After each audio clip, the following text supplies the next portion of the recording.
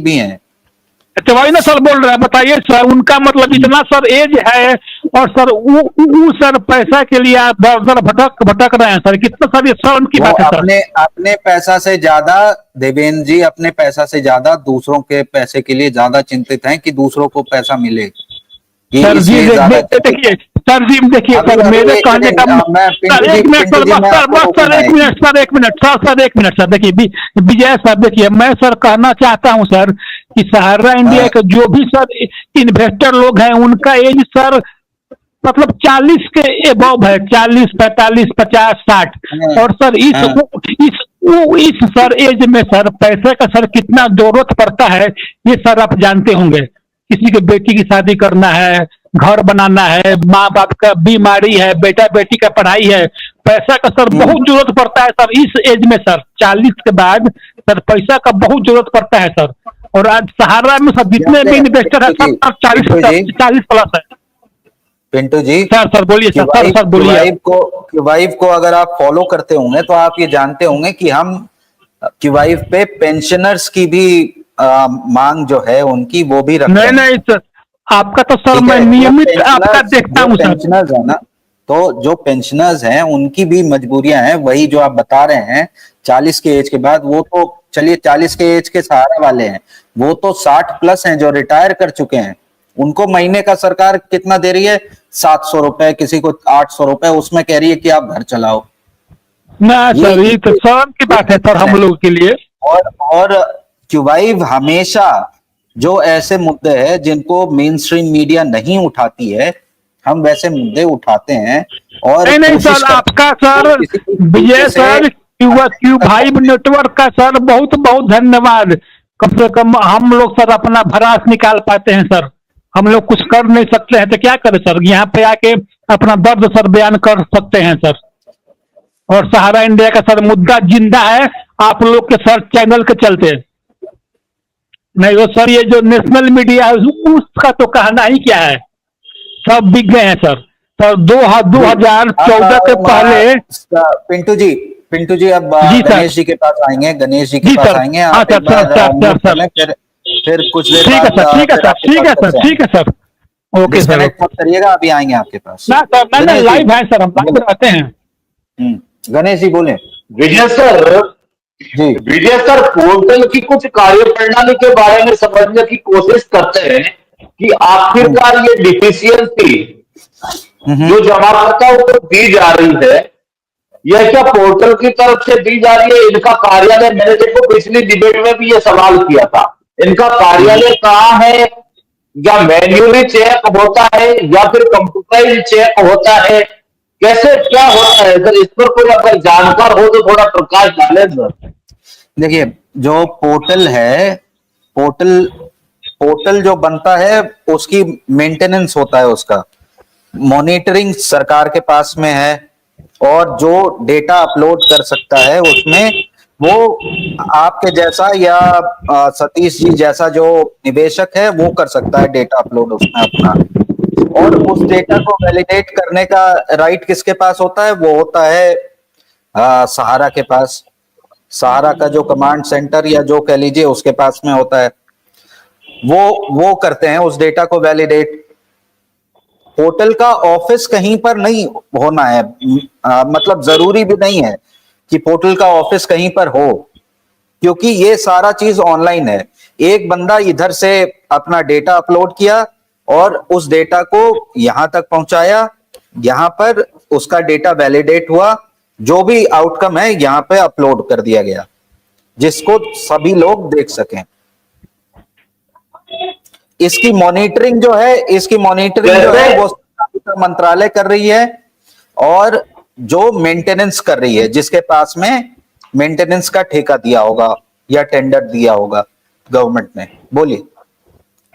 नहीं, कोई ना कोई ऑपरेटर तो चलाता होगा ना सर, आखिर कोई ना कोई सिस्टम पे बैठता होगा। जैसे सिग्नेचर मिसमैच हो गए, कैसे पता करेंगे कि सिग्नेचर मिसमैच हो गए सर? किसी का अंगूठा है, किसी का सिग्नेचर है। वही तो मैं कह रहा हूं कि जैसे विजय कुमार ने अपना फॉर्म पोर्टल पे अपलोड किया, अपने डॉक्यूमेंट्स अपलोड किए, सारा कुछ उसमें डिटेल भरा, जितने प्रूफ्स हैं विजय के पास में, विजय ने सारा कुछ दिया, वो अपलोड कर दिया। अब उस अपलोडेड डेटा को सहारा का जो कमांड सेंटर है वो फेच करेगा अपने पास और उसको डेटा को मिलाएगा अपने रिकॉर्ड से। जो रिकॉर्ड मिल जाता है वो सही है, जो रिकॉर्ड नहीं मिलता उसमें डिफिशिएंसी आ गई। तो ये मतलब यही हुआ सर कि कहीं ना जब सहारा की तरफ से ही डिफिशियंसी दी जा रही है, ये बात तो स्पष्ट हो गई ना सर। ये सहारा की तरफ से ही डिफिशियंसी दी जा रही। अब जैसे किसी के गणेश जी, सरकार कैसे किसी को डिफिशियंसी देगी? सरकार के पास क्या डेटा है? सारे उसका डेटा थोड़ी है सरकार के पास। देखिए गणेश जी ऑप्शन बना के दिया कि ये पोर्टल है, इस पे आप अपने डेटा अपलोड कीजिए, इसको वेरीफाई कौन करेगा? तो वो ये करेंगे। बोलिए। तो सर इसमें ये एक बात समझने की जरूरत है कि पोर्टल सीआरसीएस लाया और अपने पोर्टल पे सीआरसीएस द्वारा लिखा गया है कि for any technical problem any society toll number Lucknow के, यानी टेक्निकल प्रॉब्लम। आपकी आवाज चली गई थी गणेश जी, दोबारा बोलें, क्या बोल रहे थे? सर इसमें लिखा है कि for any technical problems you may contact society, toll free number, और वो है लखनऊ का यानी सहारा का। जरूरी नहीं है कि सहारा का ही हो, आपने वो नंबर ट्राई किया है? बिल्कुल सहारा वाला होता था सब। देखिए गणेश जी भाई साहब, एक जानकारी आपको थोड़ा दे दें हम कि पोर्टल पर जो चेकिंग हो रहा है, कई लोगों के हमारे पास फोन भी आए और हमने पता भी किया है, तो इन लोगों ने जहां जहां इनके जोन के लोग अधिकारी बैठे हैं, डाटा को वहां ट्रांसफर किया गया है और 101% सहारा के कर्मचारी उस पोर्टल को देख रहे हैं और वो भारत सरकार को देते हैं डिफिशियंसी, तब वो आपके मैसेज आपके मोबाइल पे आता है। सारा खेल सहारा के प्रबंधन के लोग कर रहे हैं, इसमें सीआरसीएस का कोई रोल नहीं है। सीआरसीएस का सिर्फ इतना रोल है कि अगर सहारा के प्रबंधन के लोग इनको डाटा दे देते तो मैच हो जाता। डाटा एक्चुअली दिया नहीं है। जैसे मान लीजिएगा कि राजस्थान का डाटा छत्तीसगढ़ में देखा जा रहा है, तो छत्तीसगढ़ के पास राजस्थान का डाटा नहीं है, तो वो क्या है, डिफिशियंसी दे रहा है। एक बात समझ में नहीं आएगी। सतीश जी एग्जाम्पल कोट कर रहे हैं, ये जरूर स्पेसिफाई कर दीजिए, कहीं लोग सच में समझने लगे कि राजस्थान का डेटा छत्तीसगढ़ में हो रहा है चेक। ये नहीं है, ऐसा कहना नहीं, मैं बता रहा हूं, ये ऐसा नहीं है। स्पेसिफाई कर दीजिए कि ये है, एग्जाम्पल है।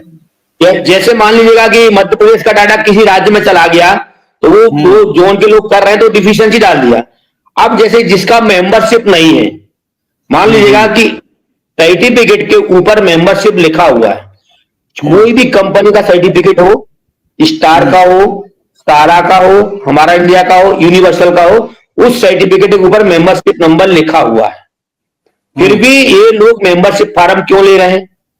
तो ये यहीं से सिद्ध होता है कि जानबूझ करके वो लोग डिफिशियंसी डाल रहे हैं। दूसरा मिस्टेक नाम की, जो अगर भारत सरकार चेक कर रहा है तो ओटीपी उनका सिस्टम दे रहा है, आपका आधार कार्ड से, आधार नंबर से और बैंक अकाउंट से ओटीपी आ रहा है। आपका बैंक अकाउंट दिखाता है कि फलानी बैंक में आपका अकाउंट है, अकाउंट नंबर नहीं दिखाता, एक बैंक का नाम दिखाता है पोर्टल कि आपका फलानी बैंक का आपका खाता खुला, तो ये वेरिफिकेशन हो गया। इसका मतलब है कि सहारा के पोर्टल ने, सीआरसी के पोर्टल ने वेरिफिकेशन करके दे दिया। वही 28 मार्च 2023 को उत्तराखंड में माननीय सहकारिता मंत्री अमित शाह जी ने कहा था कि आप अपने दावा पेश कर।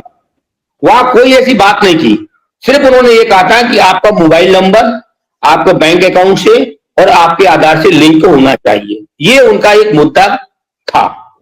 उससे हम लोगों ने पेपर भेजे सीआरसीएस को, लेकिन 18 जुलाई को उन्होंने पोर्टल लॉन्च कर दिया।